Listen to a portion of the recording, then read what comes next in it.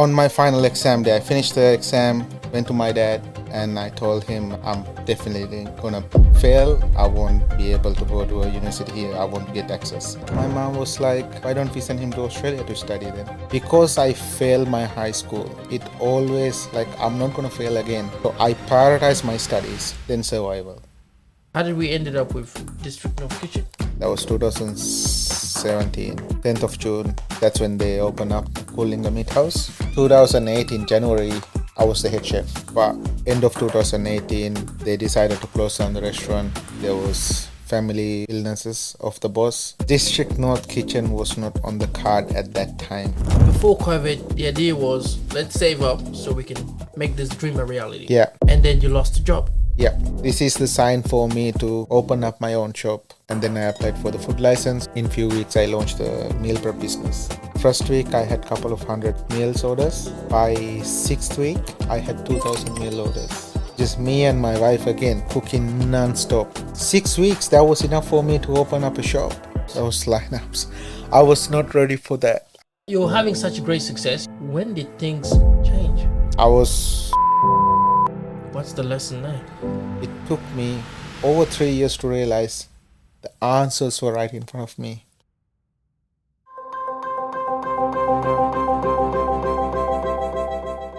Job Anishi here for the Discover You podcast.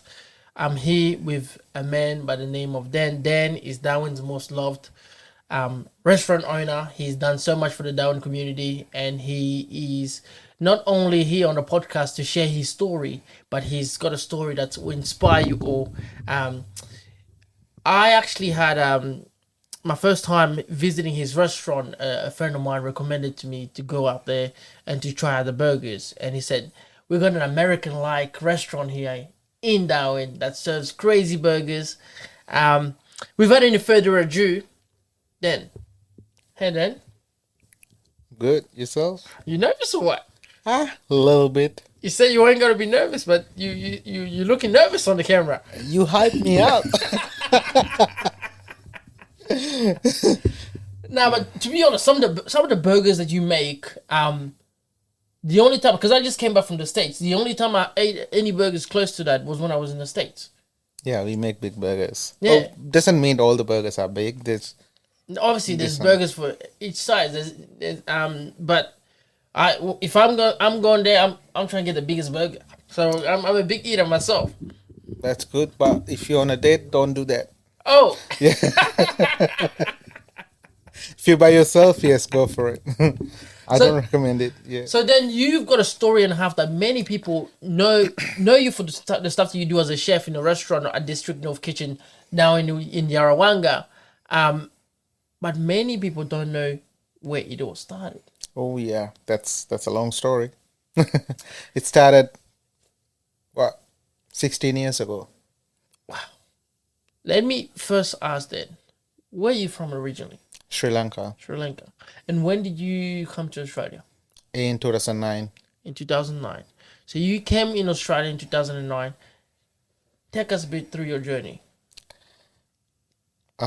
So again, I'm a high school dropout. In Sri Lanka, at the time there was no private universities. You have to finish your high school in order to get university access.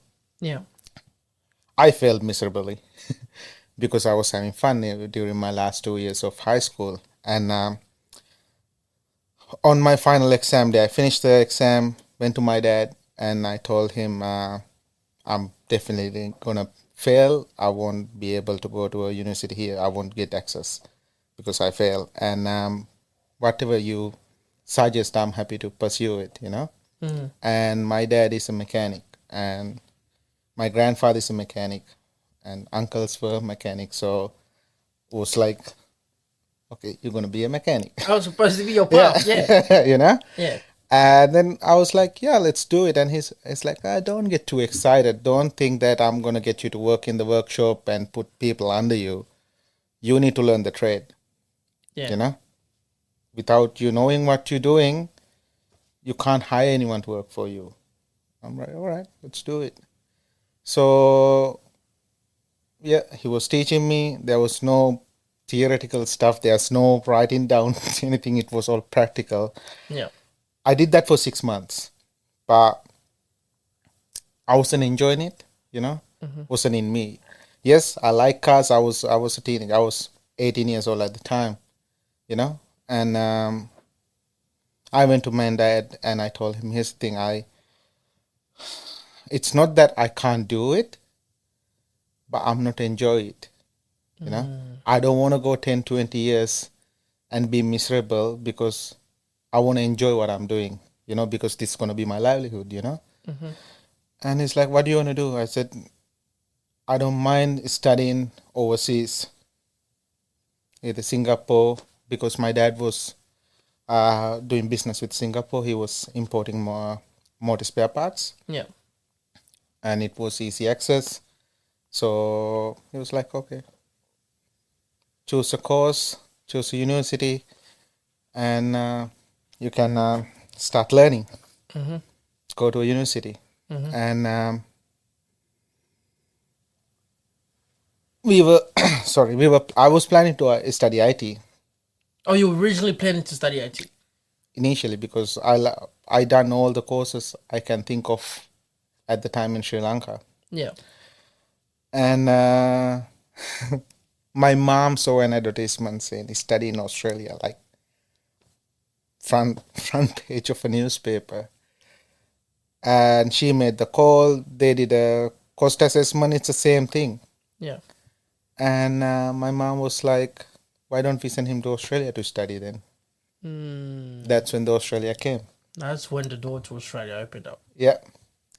And then we went. There was IT, cookery, hairdressing. I did not like that. There was community welfare and childcare. To the agent we went. He said, because I failed my high school, I can't straight away go to IT. Yeah. Better off doing like a foundation course. Yeah. And so initially the plan was to come to Australia, study, and go back. Somehow, after that consultation, we walked back thinking I'm going to settle in Australia, like study, work, and settle. And then they told me to either choose from hairdressing, childcare, aged care, or cookery. I like cooking. I was helping my mom. We were cooking from morning, like in Sri Lanka, you do breakfast, lunch, and dinner freshly made. So I was helping my mom growing up. I enjoyed cooking. Like cookery. It's straight away cookery. There's no questions about it. Even from young, so cooking was. Yeah, yeah. Ah. So it's either IT or cooking. So that's how coming to Australia came along. Yeah. Australia was nowhere near in the plans for me to come. Yeah. And then the journey started. Came to Australia and realized it's not easy. Where were you living when you arrived? Oakley. Funny enough, it's a Greek town too. Yeah. Jalugu. Yeah, Oakley. I was in Oakley in Melbourne. Yeah. And then again, 2009, fresh off the boat, had to earn money just to cover my expenses. So what did your life actually look like when you were in Melbourne? Again, everything was moving fast. I was with my parents until I was 19 years old. Yeah. And yes, there was a drastic change in the lifestyle. You're living on your own. You have to earn money, cover your expenses. So yes, it was a shock, but it was all new and everything was like moving fast. Yeah. There was no one I can depend on. Like there was no friends, no relatives, nothing whatsoever. I'm on my own. So yeah, there was no time for me to have a shock. I was homesick for just one day, that's it. Yeah. And then next morning woke up and I'm like, okay, going to the uni. Uni started like after 2 days of Yeah. being in Melbourne. Went to uni, did the induction, met few guys from the same country. So, all right, 3 days a week uni, so I might be able to do a job 1 or 2 days a week, and then started looking for work. And I found a mechanic shop. Um, was really happy got the job, and yeah, I work for $5 an hour. What? Wait, what? Yeah, $5 an hour. So you're telling me, as a migrant, you came to Australia to do your course at your university. There was no time for you to adjust because you had to make a living. So you were still thinking survival, survival, survival. And the first job that you get, they were paying you $5 an hour $5 an hour. right here in Australia. Yes. Wow. Yeah. But I was happy with it, you know. Otherwise, it's zero, you know. And that's a lot of gratitude there. So you started from the bottom, $5 an hour. I did How that are for you one living? month. So I remember that was $50 I'm earning a week, $50 a week. $50 a week. So was enough for me to pay for 3 day passes, so I can go to uni. Uni was all day, Yeah. and again, it wasn't covering rent or anything. So I had my money I got from my parents when I was coming to Australia was enough for me to pay for the first month. You only covered the first month. First month. And after the first month, it's complete survival. Yeah. And then I found a cleaning job Yeah. where I used to walk, 12, 14 kilometers each way to do the job and come 14 back. kilometers to do the job. Yeah. $5 an hour as a mechanic while studying university as well. Yeah. No place to stay. Your I parents. I was renting a share room. Oh, you're renting a shared house. Yeah. Yep. Share house. I had a room. But I wasn't in, but after first 1.5 years, it was just a struggle. It was a It complete. was struggle. on survival mode, you know, Wow. because Wow. because every time, like I had alarm set up for work, alarm set up for uni assignments, because I failed my high school. It always like I'm not gonna fail again. Yeah. So I prioritized my studies. Yeah. Studying cookery was number one for me, and then survival. I can see your story relating to many international students, many international individuals that have come from other countries right here in Australia. That I actually had a friend when I was at Charles Darwin University, very similar story, and but at least they were getting a little bit of money from the work they were doing. You were getting $5 an hour. I Like started $5 what per hour. what kept you going when most people would have gave up? Oh, it just for me it's either $5 or $0. You know, it just I look at $5. This is the honest truth. 16 years ago, when I think about that $5, I was thinking, okay, that five bread used to be 99 cents, $1.09. For a loaf of bread, eh? Yeah, Yeah, I remember those yeah. days. So I'm thinking, okay, that's Chalu. five. Yeah. That's five. That's enough for me to run 1 week. So what did your friends or people that you knew, what were they thinking when they heard you were getting paid $5 an hour? They said, don't do it. Just like look for something else. And my answer was like, until I find something else, I'll stick to this. Yeah. And then I found the cleaning job again, $12 an hour. But again, at the time, it was the minimum wage. Yeah. So that, and then again, my dad helped again to buy a car. Yeah. After I bought the car, again, there was no joyrides. I was cleaning pubs overnight, and then I go to uni. Yeah. And then again, looking back, I was still enjoying it, and I remember thinking to myself, you know what? One day this is gonna be a story. This experience gonna be a story for me. I was thinking to myself, you know what? One day it will be a story. Man, your life is like a movie. Yeah. And as you're speaking to me, I can sense that you're remembering those days. Oh yeah. Cleaning overnight, uni the next day. Struggle. I used to go to the fuel stations with like coins, 5 cents, 10 cents. Like up to $5. At the time, there was what 74 cents a liter Yeah. to fill up the car, and it was a tiny little car. 1985 Suzuki Swift. That was my first car. Yeah.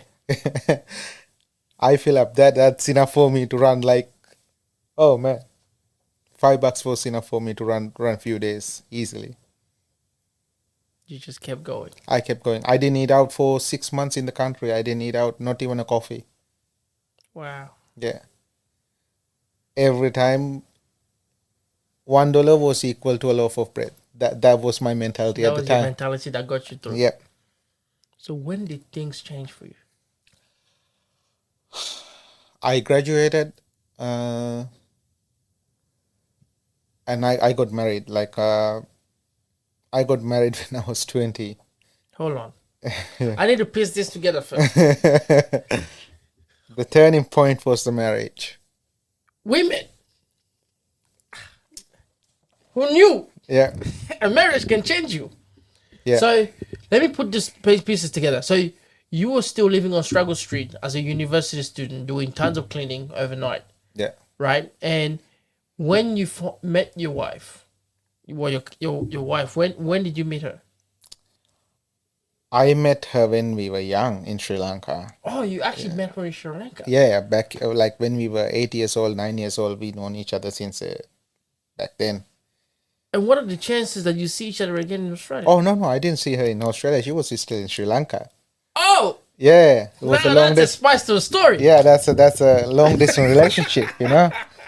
So like I told Yeah. you, the first 1.5 years was a struggle. Yeah. That being said, the cleaning jobs, again, they give you 3 hours or 4 hours. I used to work almost double, but I was still getting paid 3 hours, but I was almost, Working double the work, yeah. I want to do it right. I didn't want to lose any jobs. Yeah. So I was slow to learn the job. Yeah. And doing that for a long period of time, in the long run, it's a muscle memory, I guess. I was doing 4 hours work within 2 hours. You got better and better. Better and better. So I was getting so many jobs at the time for me to pay the school fees. I managed to pay for my wedding and everything. So did you get married while still studying? Yes, And this was what, first, second year of studying? second year. In your second year of study, you were 20 years old, you said, correct? Yeah. I turned 21 after 1 month in the marriage. And you made that big decision to get married. Yeah, because I was by myself here and she was in Sri Lanka. We had a long distance relationship, and I told her like I'm not accepting any money from my dad because he helped me to come here. Yeah. I'm gonna pay my own part. And she's like, let's do it together. Wow. Yeah, And that was the mentality to work together to make it happen. yeah. Then we got married. She came to Australia in 2011. Let me just highlight before you move on. Let me just highlight. When you both said, let's work together to make it happen, what did that look like? Cleaning overnight? Waking up 4 a.m. in the morning? What did that look like? It looked like we leave the house on Monday, 1 o'clock in the morning, would come back on Friday night. Because I used to park my car near the uni. Yeah. While my wife is sleeping, I would go to my lectures. She's sleeping in the car. She's sleeping in the car. Then I would finish my lectures, come back, and we had our clothes. We were renting a room, by the way, Yeah. but we were working in between. So you never really had time to go home. Only weekends. Wow. Yeah.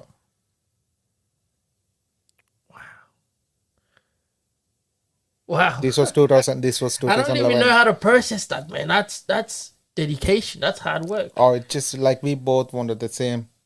We both wanted to finish our studies. For me to finish the studies and move on to a career, because I studied cookery, and I did my placement in a RSL and in a cafe in Melbourne City, and then I started doing hospitality management course in diploma, and then diploma in management, and then the degree was Bachelor of Business.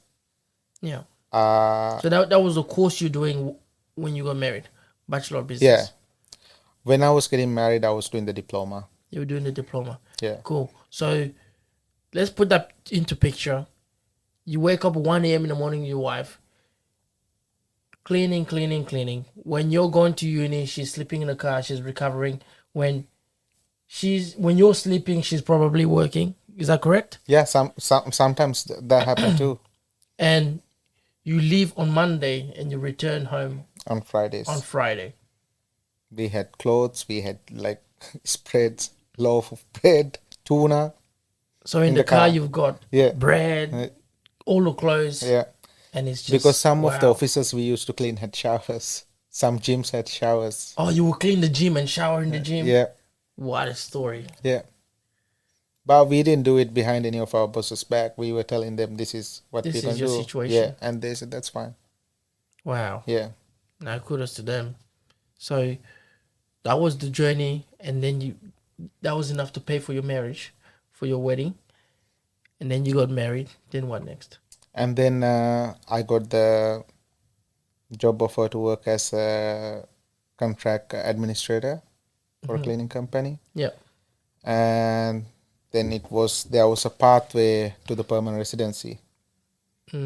So I had only one semester left, and I didn't finish my degree. What? I didn't finish my degree. It was an opportunity for me to get the permanent residency while I'm starting a Wow. career. So I worked in that industry for 6 years as a contract administrator.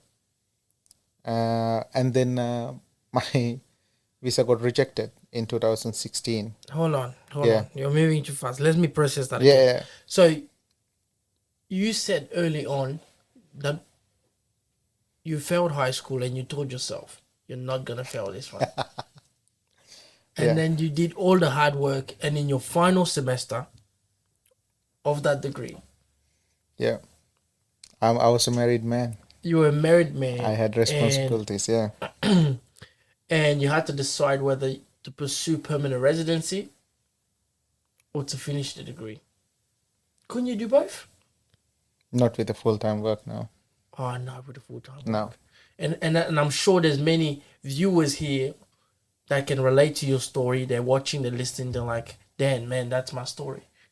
I sometimes I feel like I feel that way. And getting permanent residency is big, right? It's huge. big. It's big.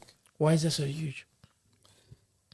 For me, again, after like 19 years old, 20 years old, I wanted to do everything myself, Yeah.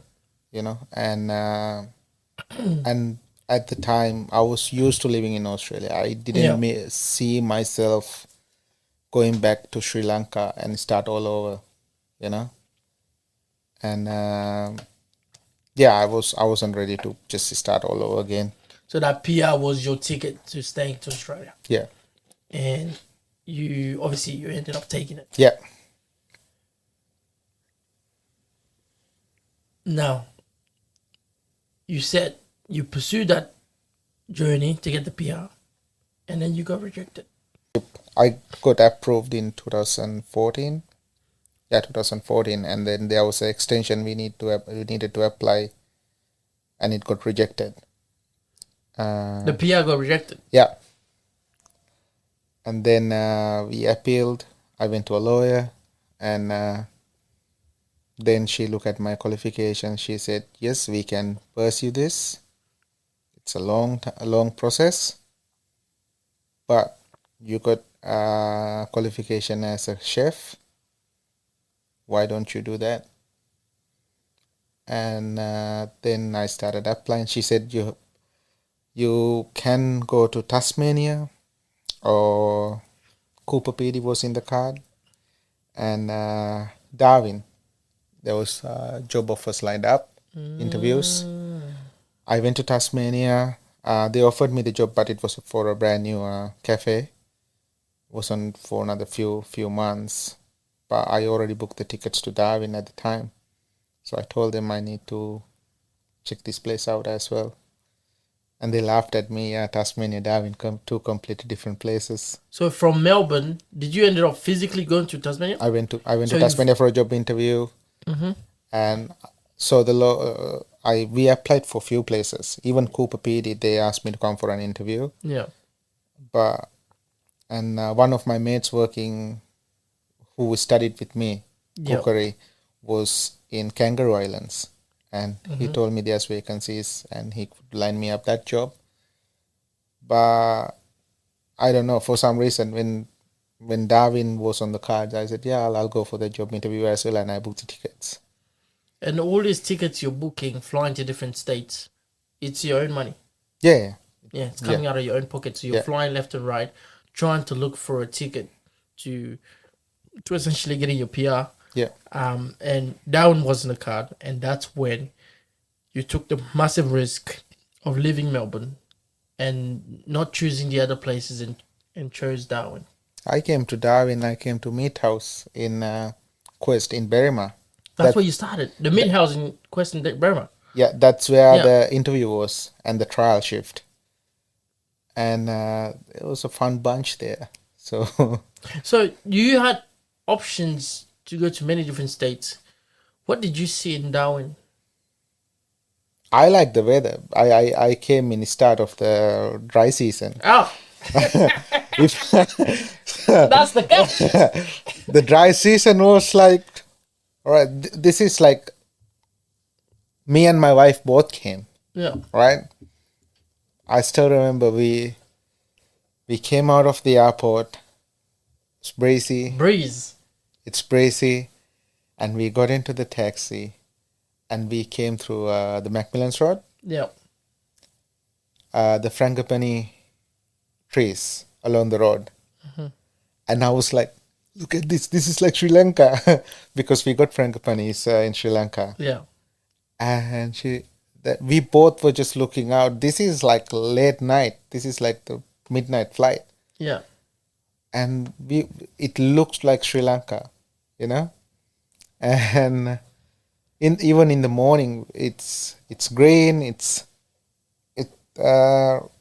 I don't know. It felt the tropical weather and the atmosphere felt so Feels like home. feels like home. Yeah. Oh man. You know, only thing missing was the family. Yeah. Yeah. Yeah. Yeah. Yeah. So you got to Darwin. You were working. My trial shift was the lunch. I did the lunch trial shift because I booked a room in Quest. Now it's Hudson in the Quest apartments. Yeah. And then even in the evening time, I went with the uniforms on, and the chef like, your trial is finished. I said, let me help you. They didn't. I really like working with you guys.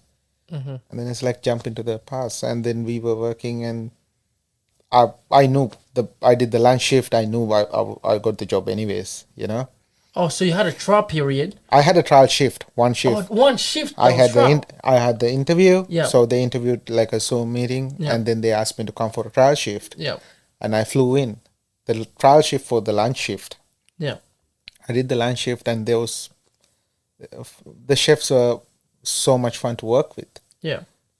And even at night, like the dinner service, I went into the dinner service. They Yeah. didn't ask me to come. I just went there because I enjoyed working with them. Yeah. Yeah. And they know it, I know it, that I got the job anyways. And then the job was not for the meat house Berrima, it was for the new shop opening up in Coolalinga. Yeah. And they said, yeah, you have 2 months to move back to Darwin, you know. So got the job, and the paperwork was ready. The lawyers were contacted. They were happy to do all the paperwork. Yeah. I pack up and I moved to Darwin in 2017. Wow. So that's the story there, and even your attitude is to be praised for. Hardworking guy, never complain. Come in, do your trial shift, fall in love with the bosses, good people to work with, and then you just go in and work for the dinner. Yeah. Yeah, this is the Darwin attitude. This is the attitude that we appreciate right here in Darwin. And so, tell us, how did you go from? I'm assuming you took the job and you started working in the place in Coolalinga, you said. Yeah, in Coolalinga. And what was the experience like there? It was like a war zone. It was so busy, but it's not a busy service where you complain it's been busy. Yeah. We enjoyed it. That 5:30 in the evening until 9 o'clock, it was non-stop chaos. But after that, it was like just was so much fun, you know? Yeah. Yeah. Well, it's good to hear people like you because you're describing hard work as fun. Like it was busy, there was a lot going on. Oh, that 3 hours, it just flies, Yeah, right. you know? Because when it's busy, yeah, time Yeah. flies. Yeah, yeah, Yeah. yeah, And I know the people who sitting on the tables like that, that's slow. But yeah. for us, it's like the time is flying. So, what was the place in Kolaringa that you say you're working? It meat house and then It it was the turned meat into house. flank and Yeah, now it's Smoky J's. yeah, yeah, yeah. Yeah. So now the viewers are listening, and I'm listening, and I'm thinking, hold on, meat house. How did we ended up with District North Kitchen? Hoo-hoo. I need some water for that. Aha, the good story is coming now. Again, meat house, I started from the bottom Yeah, because I was in the service industry, I think like 6, 7 years at the time.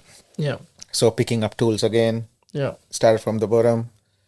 And then that was 2017, 10th of June. That's when they opened up the Coolinga Meat House. yeah. And 2018, January, I was the head chef. And but end of 2018, they decided to close down the restaurant. There was family illnesses of the boss Yeah. was one reason, and Meat House Berrima was solely depending on Impact's contract. Yeah, They lost the yeah, yeah, contract, yeah, yeah. so there was few factors involved in that decision, Yeah. and they closed the shop, and I managed to get a job in as a sous chef at Fresh Point in Ballamac. Yeah, right. Yeah, so District North Kitchen was not on the card at that time. It came after. Believe it or not, this all goes back to a car. I had I had a sports car at the time. I still do. Yeah. And it was number plate was Lucifer. Ah, Chalugu. So and that backyard mechanic background came back. One of my mates were doing upgrades to the car, and I blew the engine. And somehow came across this shop in Sydney who is specialized in Subaru. Mm-hmm. So I had to send the car to get fixed. And it took like 6 months because I had to save up money and fix the car. Yeah. And I fixed the car. And when I'm bringing back the car, I didn't want to do put it in a truck. Me and my mate decided we're going to do a road trip. And I had annual leaves. I had a chat with the boss. Yeah. He was happy because he was chill. I was like, yeah, that's fine. Yeah. So I went to Sydney with my mate, picked up the car. We were doing a road trip from Sydney to Melbourne, Melbourne to Adelaide, and Adelaide to Darwin. Yeah. So when we went to Melbourne during this road trip, there is a kebab shop called Glenny Kebabs, where just a normal kebab shop, nothing fancy about it, Yeah. in one of servos in Glen Waverley. But the owner had a sports car, and like you just go randomly. There's this like 10 sports cars parked there. It's a small community there, and they come and they get the halal snack packs and stuff like that, you know. So we just randomly go there to meet some people, take photos because it's a cool spot to hang out. There was a car wash, servo, and the kebab shop, food trailer. We bought this halal snack pack, HSP. We were eating it. I wasn't eating it. All I could think of is why no one is doing this thing with the schnitzels and cheese sauce. This could be a thing. I was Googling, I was looking up. No one is doing it. From Melbourne, all the way past Cooper PD, I could not stop talking about this because I was so excited. So all that fun about having the sports car, driving around with a mate, I was all talking about these snack packs. You were only speaking about the snack pack. That locked into your brain. I That was the locked in. conversation. That's it. Yeah. Imagine driving like close to 2,000 kilometers, Only talking about snack pack. a snack pack. And my mate's name is James. He lost it after Cooper PD. I think it was close, coming towards the NT border. Am I where to? What did he say? Shut the fuck up! he, Go. he lost it because I said we can add pineapple. The moment I said pineapple, he lost it. Pineapple, he's against pineapple on pizza. I think I crossed the line where I said, you know what? I can add ham and pineapple on them too. And it's like, shut the fuck up. Last 3 days, all I was hearing about palmy books. I used to call them palmy boxes. Yeah. Right? It was not Disney snack pack. Yeah. I was like, we can call it palmy boxes. In my mind, I already opened up a restaurant. This just snack packs, palmy boxes. So your imagination already put it For all 3 together. days, dude. Like, again, talking about the road trip in Adelaide at 5 o'clock in the morning, my mate was eating Krispy Kreme. I'm talking about palmy boxes. Yeah. 5 o'clock in the morning. and we came to Darwin. I dropped him off. He was living in Palmerston. I was living in the city at the time. Next morning, first thing I did was go into the office works. I got big two canvas boards, Yeah, like a canvas, yeah. put them on my wall, and I wrote down the business name and the palmy boxes. I'll show you the photo. The business name was Lucifer's Kitchen, and then it turned into High Octane Kitchen. So there was two business names. One was Lucifer's Kitchen because it's named after the car, and then I wanted to do a thing called High Octane Kitchen, so it will be around the car club. So then I started writing recipes. Then I realized, okay, I can't just do snack packs. Sorry, palmy boxes. At the time, for 1.5 years, You call it palmy box. palmy boxes. Yeah. I wrote down palmy boxes, then different toppings, and then I'm like, it won't just kick off, so I need to add burgers in there. So I started writing burgers. The first burger I wrote down was a duck burger, and I cooked the duck burger for my friends. So I was just doing recipe testing and stuff like that. I'm nowhere near opening up a shop, nowhere near. Yeah. And this is even 1.5 years before I opened the shop. And then, so every day when I go to work, I look at the thing. I'm like, okay, one day, and I would go. And there was so many times I was so close to pitch this to my bosses and launch them from the restaurants I used to work for, from the cafes. Yeah. What stopped me was who invented the halal snack packs or meat boxes. No one knows. I'm like, you know what? I'm gonna open up a restaurant and I'm gonna launch it. I'm gonna parent it so no one can do it, only me. Yep. So this was locked in, and then before COVID, I was saving up money to open up a restaurant, and the COVID came. I lost jobs, so we were using the saved up money during COVID. So before COVID, the idea was let's save up so we can make this dream a reality. Yeah. No one funding you, no No. one nothing. Just you saving up slowly, Just slowly slowly. to try to make this dream a reality. Yeah. And then you lost the job. Yeah. Wow. And then COVID initially only lasted five weeks in Darwin, lockdowns. Right. So Long day. and then I'm like, you know what? This is it. This is the sign for me to open up my own shop. Because if something like this happen, lockdown happen, I'm in charge. You know? Yeah. You didn't want to go through what you went through. Yeah. So I was cleaning Humpty Doo town again, going back to the tools. Yeah. I was working in the United Coolinga Roadhouse. Yeah.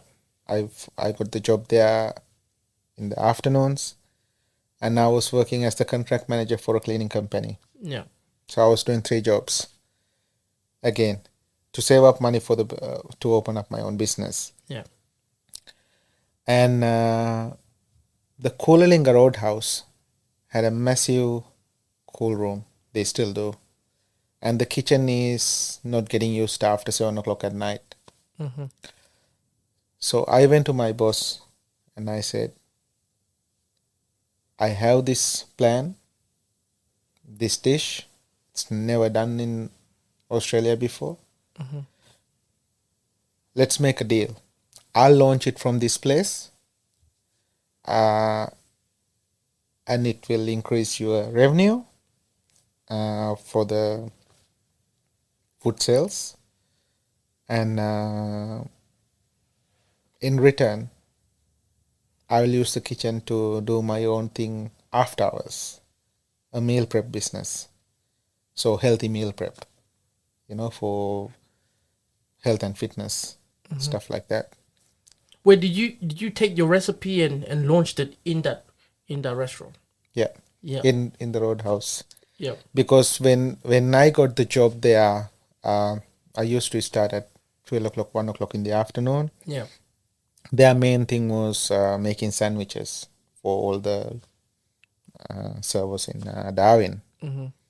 And I said, there's no point you getting me to do this. I was getting paid to chef salary Yeah. just to make sandwiches.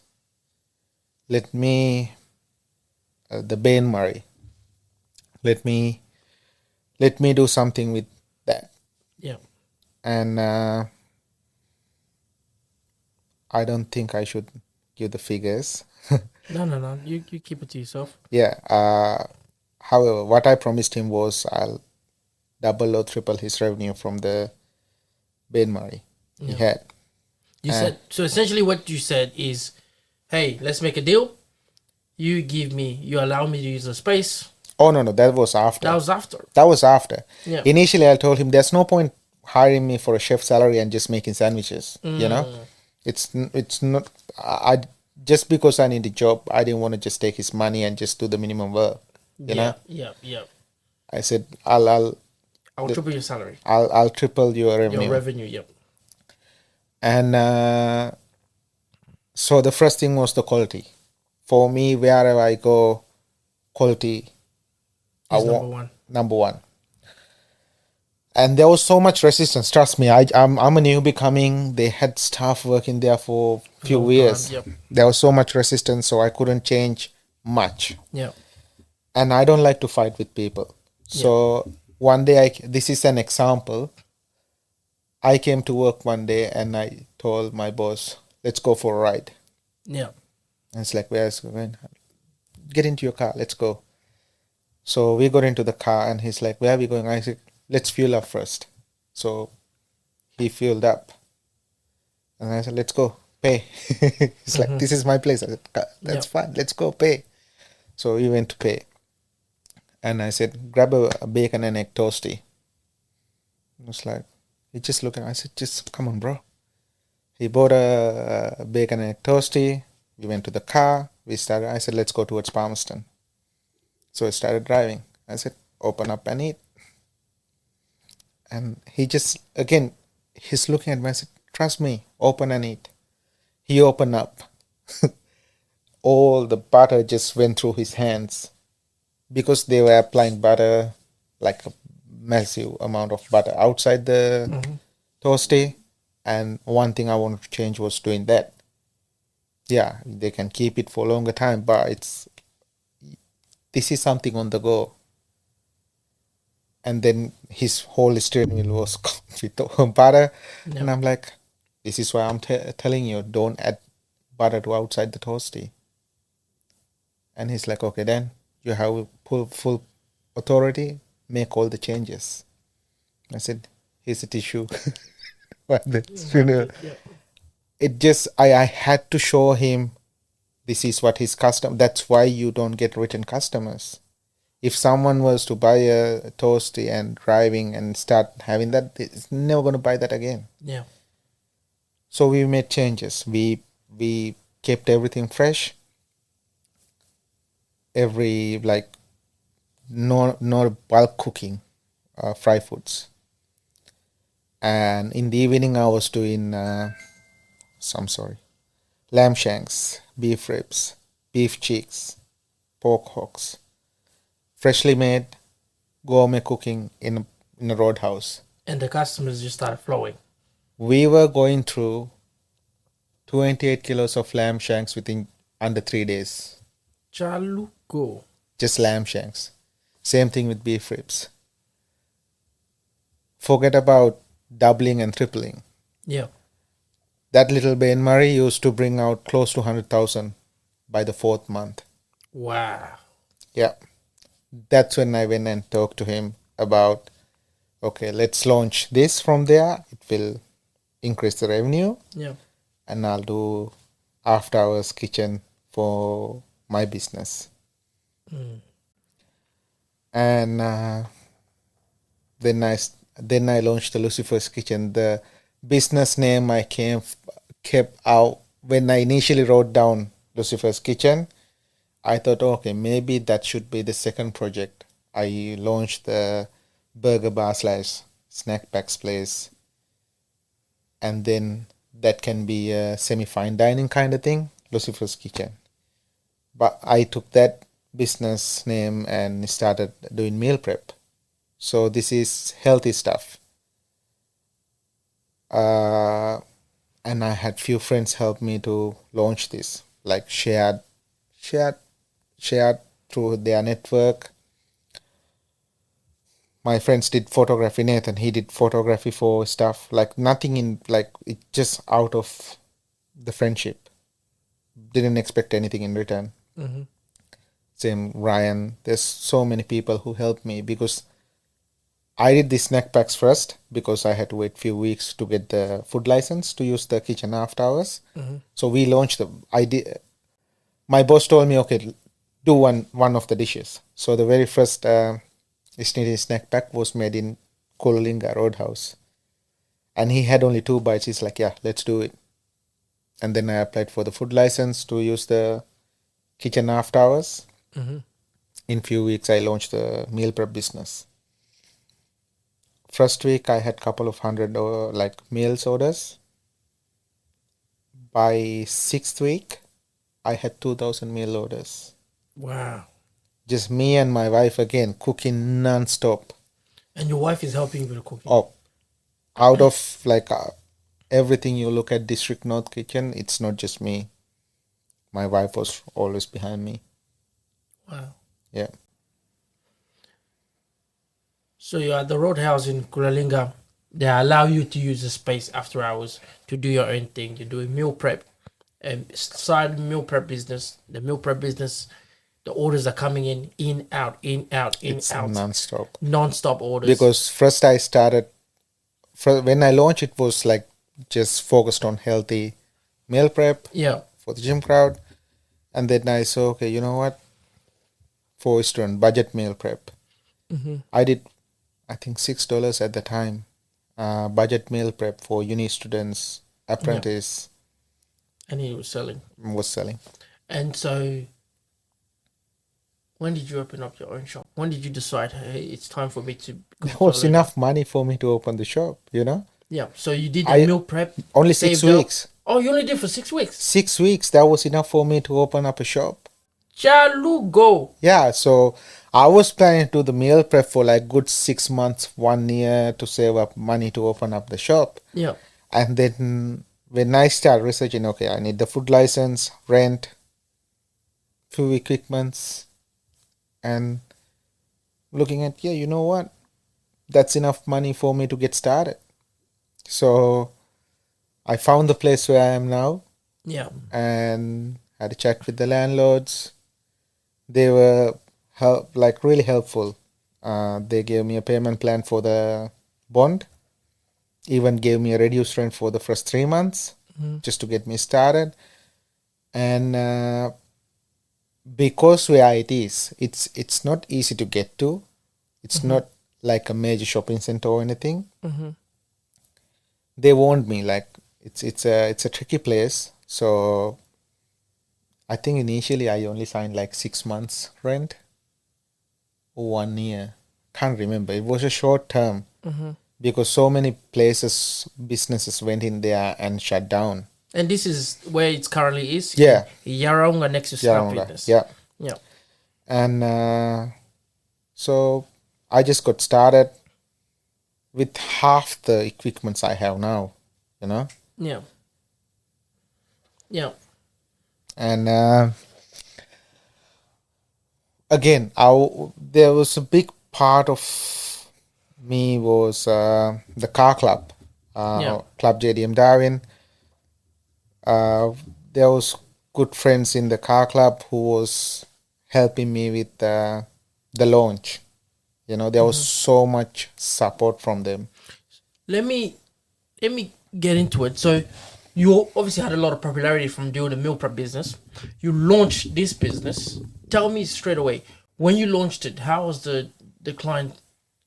There was lineups. Oh, there was lineups. There was lineups. I was not ready for that. You weren't ready for that. No, I wasn't ready for that. I had people, like I had to give people waiting time for over 1 hour at one point. People were waiting for 1 hour to get into District North Kitchen. Yeah, that was So the place was packed. The customers were all over the place. Man, that was, yeah, how did that feel? overwhelmed, to be honest. Overwhelmed? Yeah, From overwhelmed. going from an immigrant coming into Australia to having a dream, and then to opening a shop, a restaurant, and having people line up Yeah. and having to wait an hour to get their food. You just felt what overwhelmed. You couldn't Oh, no. believe that was you, could you? No, was not ready for that because sorry, Nah, go ahead. I wasn't ready for that. I thought it will be busy, but not that busy, you know. Yeah. And I wasn't prepared for that either. Like there, I remember like we were going through over 100 kilos of chips just under 3 hours. Cha. It 100 kilos of chips in 3 hours. I was keep buying freezers and I couldn't stock. You couldn't stock enough. No, enough. That's how busy it was. Wow. So run me through the first year. This was the first year of opening up. This is like the first 6 months. Oh, the first 6 months. First 6 months. Yeah. And I used to close the shop on Sundays, and I was only open 6 days. And then I opened up a cafe called Yellow Umbrella Cafe. So you were so busy, so packed, that you decided, you know what, I've made quite a killing with this business. Let me open up another cafe. Yeah. And that's when the lockdown started. And that's when COVID lockdown started. Yes. So this was open up in Winnerly. Yeah. At the time it was Leprechaun Resort, and they were in the middle of rebranding. And it was Theme Cafe. It was themed after one of my favorite TV shows, How I Met Your Mother. Ah. Yeah. Long day. So you're having such a great success. You ended up opening another cafe right here in Darwin. Yeah.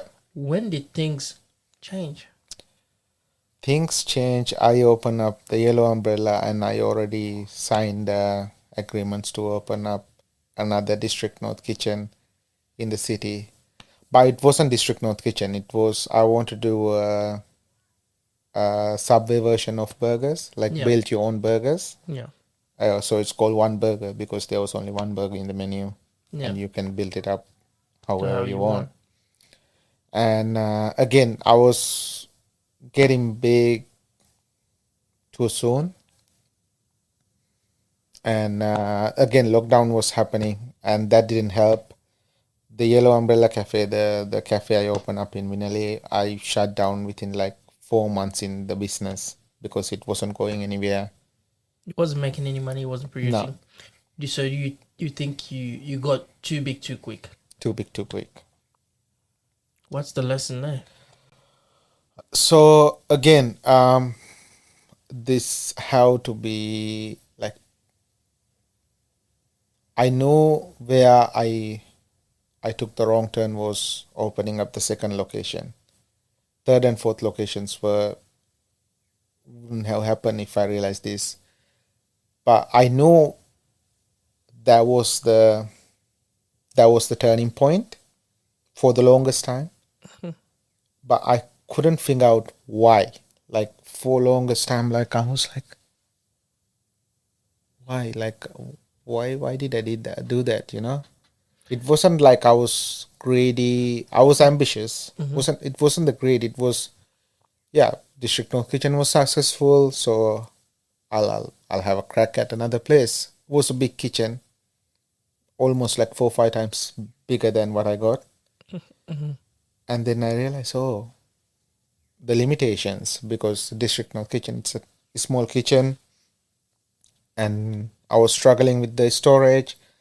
I was struggling with the capacity because some nights by 8 o'clock we close at 9 o'clock. 8 o'clock, if the deep fryers could talk and the grill can talk, they were crying. So it it's a limitation. So when I saw the big kitchen, I thought, all right, this is what I'm missing, right? But the solution for me to think, okay, if I were to do everything over, what should have I done? It took me over 3 years to realize the answers were right in front of me. Hold on. Just before you go to the answer, let me just put a picture for the viewers. So you scaled too fast, too big, and that affected the business at District North Kitchen. Yeah. And so business was not affected, and you saw a drop in customers. What did you So see? because of the District North Kitchen, Palmerston had a name because I was there all the time. Yeah. And my wife was there all the time. Yeah. It was performing well throughout those multiple projects in Darwin because still it was my wife was there, I was there. Yeah. And then when I opened up the city store, I was in between those two stores. Mm-hmm. And I didn't, when the Yellow Umbrella project didn't succeed, I closed it down. Mm-hmm. I was already in debts now Oh, you had behind collected rent debt. because one well performing, one average performing restaurant, it's slowly creeping up to me, all right. Yeah. And then at the time I thought, okay, it's the population density. I should open up in a busy town. So I decided, okay, I used to be in Melbourne, I'll open up somewhere in Melbourne. And I found a shop in Boronia, southeast Melbourne. Empty space, used to be Indian restaurant.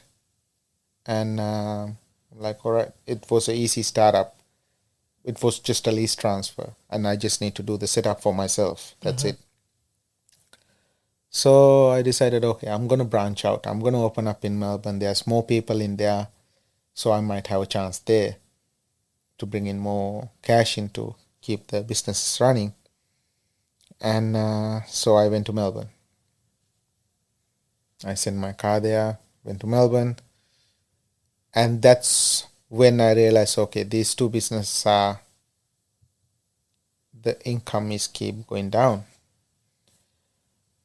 And soon I open up the Melbourne and start running better. At the same time, I didn't want to take money from these two businesses. I already paid money for the lease transfer, so I already logged in. Went in there August. Yeah, August. I was in Melbourne. And I started doing cleaning again. Hold on. You went from District North Kitchen doing it, making a killing, and then you overexpended too fast, too quick, and then the new business got you in debt. That started eating the money that you had originally saved, and then you thought, look, maybe it's a density problem. Let me move on to Melbourne, and you open up another place in Melbourne, and now you're talking about cleaning. Oh, I didn't open up. I only signed the lease. Oh, you only signed the lease. I needed to deck out the shop. Yeah, and then you didn't have enough money. I didn't have enough money. So then you went back to cleaning. It was the easiest thing to find, you know? Yeah, and so talk me through that experience. You're in Melbourne thinking that maybe Melbourne is going to be the solution there. Yeah. And now I was you're dead cleaning. set on like, all right, I'll open up. That's going to save the businesses. And that's it. I'm going to get out of this hole I dig. Yeah. So first 2 weeks, some of my close friends know, I was living in the car. I didn't want to take money from these two businesses here. And so you're sleeping in the car. I was sleeping in the car for 2 weeks. Waking up in the morning, cleaning. I was cleaning a golf club, pub, 3 childcare centers Woo! overnight. And then I got an offer to work as a contract manager full time. So I used to leave the house around 10 o'clock at night, and then I would come home at 6 o'clock in the evening. So what's happening to District of Kitchen all this time? You're in Melbourne right now trying to pursue that. Monday to Friday, I'm working non-stop. Weekend, with the paycheck, I go and buy the deep fryers, grill, getting the shop painted. Like with under 3 months, I open up the shop. And this was the shop in Melbourne. Yeah. So what happened to the shop in Darwin? What happened to the restaurant in Darwin? So I was so focused on opening up the shop in Melbourne. Yeah.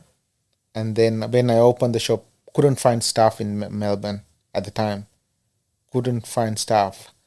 And I had enough staff in Darwin. Correct. So my wife flew to Melbourne to work with me. So me and my wife ran the shop in Melbourne. Yeah. So District North Kitchen Palmerston and the District North One Burger, the city store, I rebranded as District North Kitchen. Yeah. So I had same menus in 3 locations, 2 in Darwin, 1 in Melbourne.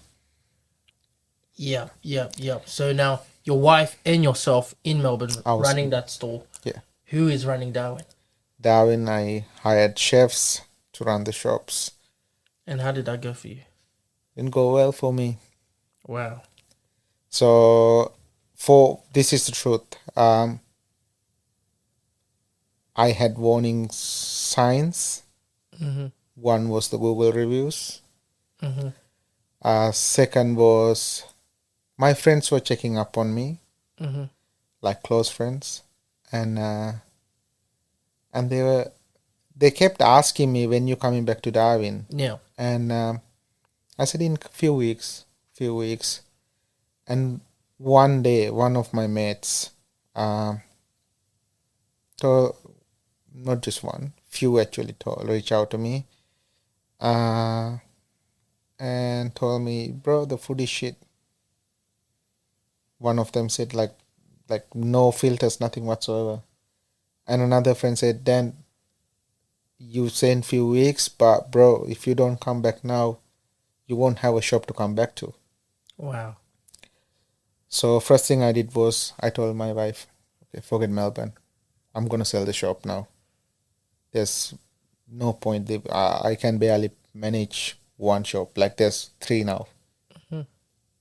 Next morning, I closed the Melbourne shop. I sent my wife back to Darwin. I said, don't take any action. Just make notes of what's going wrong. And I put up my business for sale. In the beginning, it was business for sale, and then the equipment's for sale, and then a lease transfer. Managed to find someone to buy the equipments and the business, the lease transfer. But it took like roughly 6 months. So during that time, again, I gone back to working non-stop. So because I had three rents to pay. Rent in Darwin, two Rented rents in Darwin and one in one in Melbourne. Melbourne. None of the shops are performing well, and I had staff to pay for. And from the jobs I was doing, all that money just goes towards the business. Like I'm working Non-stop. ungodly hours. Trust me, 38 hours is just one job, and I was doing multiple jobs like that. I'm working more jobs now. I bought the stuff I needed for the kitchen, at least half of it. First paycheck came from the cleaning jobs that went towards my room. I moved into a room after a couple of weeks living in the car. Second paycheck went towards the Darwin payroll. I'm working my ass off, but feels like I'm not getting anywhere. More I work, all that money just go towards either bill in Darwin or payroll in Darwin or this fucking car. And I have only one question: why me? Why Melbourne always been so cruel to me? I'm not ready to give up, and I'm telling myself I'm gonna be strong, but what the actual fuck? Like, there's a limit I can keep my head above the water, but I don't know how long I can go like this. It's not getting any fucking better. I'm fucking tired all the time. I miss my family. It's gonna be anytime soon. I'm gonna see them, and that's killing me. Oh man, I don't know how long I can go like this. And every day when I'm working hard, I'm thinking that's okay. I can enjoy later on my life. But when the fuck that gonna come? Because I'm nowhere near. I was only sleeping on Saturday and Sunday, just daytime. That's it. My wife was making list of errors, mistakes are happening in both shops. I said, again, let's cut down. City store lease was coming up for renewal. I'm not going to renew the shop. I'm going to close down that shop as well. Mm-hmm. I'm going to put all my eggs in one basket.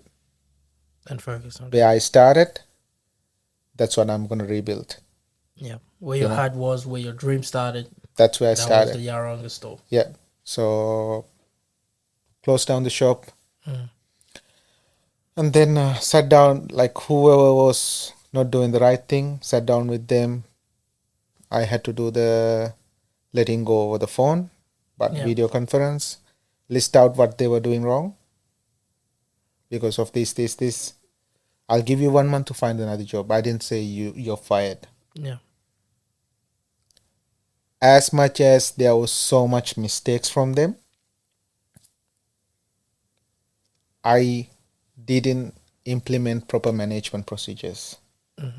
So yes, I gave them freedom to do whatever they want without proper monitoring. So yes, what they did was wrong, but I was behind it.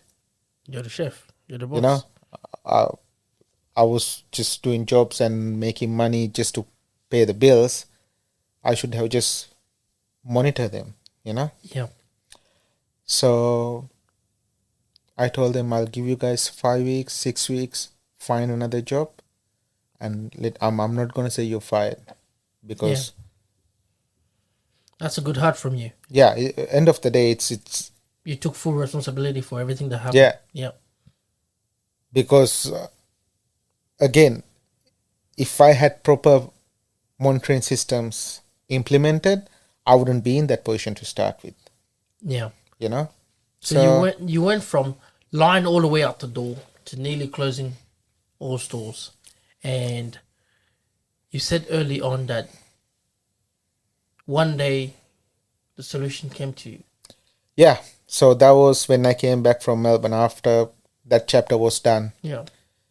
I was driving to work and it just hit me. All right. I needed a bigger kitchen and needed to have multiple locations. So thinking, all right, this business will spread out. But the solution should have been, at least I should have tried extending my trading hours. It was right in front of me. The solution was right in front of you. I used to open at 11 o'clock in the morning and close at 2 o'clock for lunch. And then again, I open up at 5 o'clock and closed at 9 o'clock, Monday to Saturday. I should have added Sunday. Or I should have opened all day. I should have opened until midnight. You know? That could have fixed the problem. Then there wouldn't be that rush. Yeah, you could have spread out the customers. Yeah. I didn't try it. You didn't even try it. No, because it just came to me last year. Wow. Now I'm trying it. That's a different story. Yeah. But good, like I got my ass handed to me, literally. Lost going from 4 restaurants to just one. In the big, like for me, like this is me and my wife, we both in the same page. We shouldn't have opened up any other store. And just focused on the one. Just focus on the one. You know, this is the lesson I have for maybe another business owner that's watching right now and can relate, can connect, knows what it means to run a business, knows how tough it is to run a business. I think many people don't know. You can even tell us. I could ask you right here, what's one misconception that people have when they open a business, that they really realize once they start running a business that it's no joke. Opening up a business is not the hard part. Yeah, that's why I managed to open up 4. Yeah, just under 1.5 years in the business. Running a business is the hard part. Sorry, running a business is, opening up a business is easy. Running it, being consistent is hard. You know, and finding right staff and treating them right. It doesn't matter, like for me, okay, I'll give you an example how the monitoring didn't work. I found out this way after. There were 2 peacocks in the back of District North Kitchen where we are. Later I found out, and when I did the calculation, it shows up in this doc. They were feeding chicken to the peacocks. And when I say chicken, we don't get pre-made stuff. We cut them in-house, marinate them, and crumb them. That was the procedure. Mm-hmm. Roughly 30 kilos a week. They were just feeding peacocks, the chicken that's supposed to go 30 to the... 30 kilos of chicken. 30 kilos of chicken. They've been fed well. Yeah. A long day. Yeah, this is just an example why the business was struggling. Yeah. This is without monitoring. Like, again, found out way after when I started putting everything together. Okay, stock takes and that. All right. Yeah.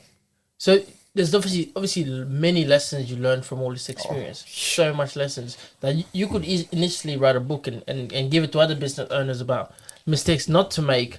But I want to focus on one thing. Things go super tough. You made a lot of mistakes along the way. Every business owner can relate to you. Business is hard.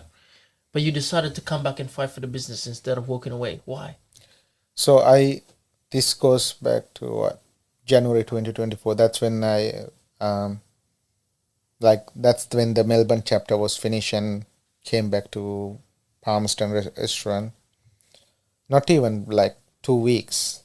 Got a phone call from a customer and I answered and I said, welcome to District North Kitchen.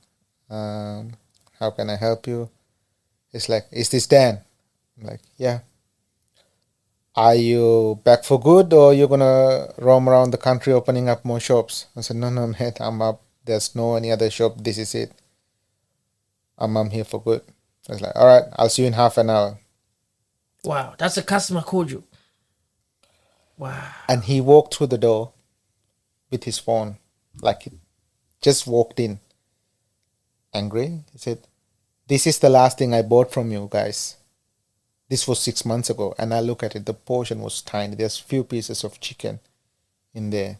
Not how it should be. Yeah. And he said, Because of this, I didn't order from you for 6 months. If you're staying here, I trust you, I'll order from you. And I'm like, thank you. And I realized, all right, there's so much trust was gone. There's no loyalty from my customers. There's no return customers now.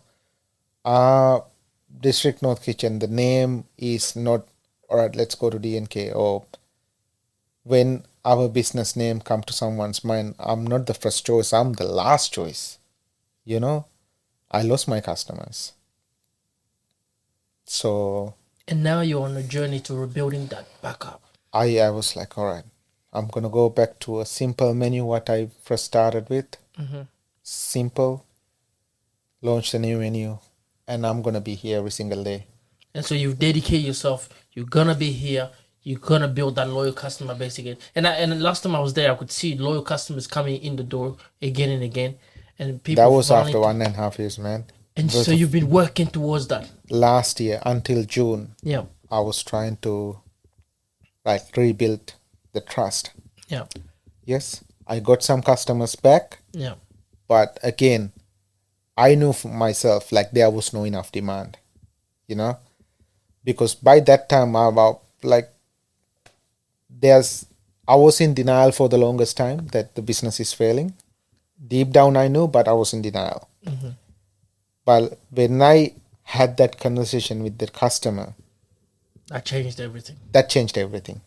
I'm like, all right, this is rebuilding. Thank you for even listening to your customers. That's gold right here. Yeah. We need more business owners that are willing to listen to the loyal customers that are coming in and out. Without them, we're nothing, you know. Yeah, And for 6 months, I was focused on bringing up the quality back up, but there was no enough demand. yeah, So last year June, this is 2024, I had to have a serious conversation with my wife. She's ready to close that chapter. Said, then let's move on. Let's find ourselves jobs and be done with the restaurant business. And I was, on the other hand, I'm not ready to throw the towel. I want to have one last chance. All right, let's work Monday to Friday, run the restaurant Saturday and Sunday. And if there's a demand for it, we'll work towards increasing it. And meantime, me and my friend Andrew, we were always talking about doing a meal prep business. So I told him, if you want to do this, I'm going to close the shop to just Saturday and Sunday. We can do the meal prep. I'll do the bulk cooking. You can do the branding. It's your business. I'll just send you invoice for the bulk, like a wholesale price for the meals, and I'll come up with a simple menu. And we sat down. We started planning. We launched that. So I had 8 hours a week restaurant, then the meal prep, and then I started working at United Cooling again, Roseberry Mini Mart, and one of my mates gave me a job to do the admin work in his DJ Auto Electricals in his workshop. It was part-time. So I was working on all those jobs Monday to Friday, and Friday evening until Saturday morning I was doing meal prep, and it was paying my bills. And the restaurant started getting busy because it was only limited, just 8 hours a week. And then I added another hour, so 10 hours a week, Saturday and Sunday only. As we were getting sold out, we were getting to a sold out phase again. And you were selling out again. Yeah. I added Friday. Yeah. And then I added Thursday. And you're selling out. But not open on lunch, just dinner. And then I started taking a step back from the jobs. By December, we were open 7 days again. 7 days a week. So you put all your focus back into DNK. Yeah. And then January, I decided, like we were planning for it. January and February we're gonna close. It's the quietest time for us Yeah. in Darwin, especially in there. Me and my wife haven't been on a holiday for quite a few years, and we haven't seen our families in 7 years at the time. Yeah. So we're gonna close the shop for 2 months, go and see our family, and start up again in March. And if we did a good job that 6 months, we will have the customers back again. It was like gambling. Yeah. Closing a business for 2 months, it's too long. Yeah. But I was like, let's try this. If it works, we don't have to close 2 months next year, Yeah. but we can have a break. Yeah. We came back in March, opened for lunch after 8 months, and it was busy, man. It was packed. Was back from March until now. It's rebuilding. It's rebuilding. Trust is rebuilding. Yeah. Loyalty is rebuilding. Still making really good burgers. And what I want to ask for you, as we're getting to the end of this podcast, this story itself is inspiring. I want to ask you a couple of questions that could inspire the viewers. One of them is our viewers is business owners, local business owners who have a similar story, have opened up their own shops, they know what the struggles is. What message would you give to other local business who might be struggling right now? Don't give up. If you have trust your product and listen to your customers.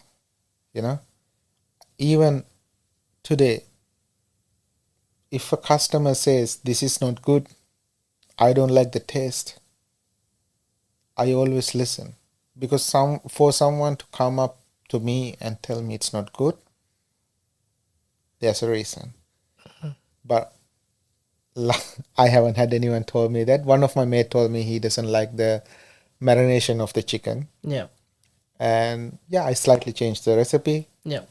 So stuff like that. So you listen to your customers, Yeah. trust your product, and trust your customers. Clearly, I trust my product. So when people walk into District North Kitchen, what do you want people to feel when they walk into District North Kitchen? Welcomed, and again, value for your money, and this, I don't have a small menu, it's a big menu. There's so many things to choose from. And for me, yes, it's money, but the satisfaction. I get like people giving us compliments all the time, and that's worth more than money for me. Yeah. I like, you can see someone like people are coming there because they trust us to cook their meal. Yeah. Especially when someone is visiting us, they're coming out of their way, they're making an effort to come to us, and it means a lot for me when they come, they dine, and they're giving us good feedback, those compliments. That means a lot. Yeah. So it's that trust that you build with your customers. And finally, we can't forget that you came from a third world country, you came from Sri Lanka, you came to Australia, you were sleeping in a car at once, you were struggling, and then you got married from a young age. You went from being up to being down to being working multiple different jobs. That's a journey and a half. Never giving up, always maintaining a good attitude. I slept in McDonald's. I slept in. You slept in McDonald's as well. I slept in McDonald's. Slept in cars. Slept in McDonald's. I slept in Southern Cross Station. I used to sleep. You slept in train stations. Train stations. And I remember there was a pub I used to clean in Melton, regional Victoria, and I had no car at the time. And when they're doing the cash clearance, you're supposed to go outside. Middle of winter, I used to stay outside just sometimes like 1 hour 45 minutes, just freezing. Wow. Yeah. Oh yeah, there was so much hard work, but that's what drives me not giving up. Yeah. Because I know what the rock bottom is. You know what it means to be rock bottom. Yeah. You are a migrant that has come to Australia that had a dream and made it happen. That already is very big for many of us that are migrant. I myself as a migrant, to know that one can have a dream, being pushed back down, make mistakes, fall, and get back up. Yeah. That itself is an inspiring story. Thank you so much, Dad. Thank Thank you you for for sharing your story. having me. And for those of you who love burgers, who loves Dan's story, you can find both of them in Yaranga next to Snap Fitters. What's the place then? District North Kitchen. Yeah, and what's the address? Get the address. Shop number 11, number 5, Mackenzie Place, Yarrawonga. It's next to the Wicked Energy UES in there. Like there's an Eskimo hut looking place. That's me. Perfect. Type on Google District North Kitchen, leave yourself a review, come in and try in some burgers. And like you heard, the number one thing for Dan is to build trust with his customers and trusting his product. And so your feedback, your review, your Google review, it all get looked at. And go in and enjoy some interesting burger. Thank you, Dan, for being on the Discovery Podcast today. Your story was inspiring. It just made me realize how many, I don't even know what to word, but it made me realize how much you put in making your dream come true. And that's inspiring to know that there is somebody out there that's a chef that's pursuing a journey, that had a dream and made it happen. Even though life pushed you down, you got back up. Yeah. And kept going. Such a story. Thank you, Dan. Thank you. Thank you for being on Discovery Podcast. Thank you for tuning in. If you enjoyed our content, please follow us on YouTube, Spotify, Apple Podcasts, and TikTok. And if you really want to support us, please support us on Patreon, Subscribestar, and Crypto. I personally want to say thank you to all of you that are following us. And I want to make a promise that if you follow us, if you subscribe to our channel, that we will keep producing the best, highest form of quality content to add value to your life and help you find fulfillment in life. Thank you.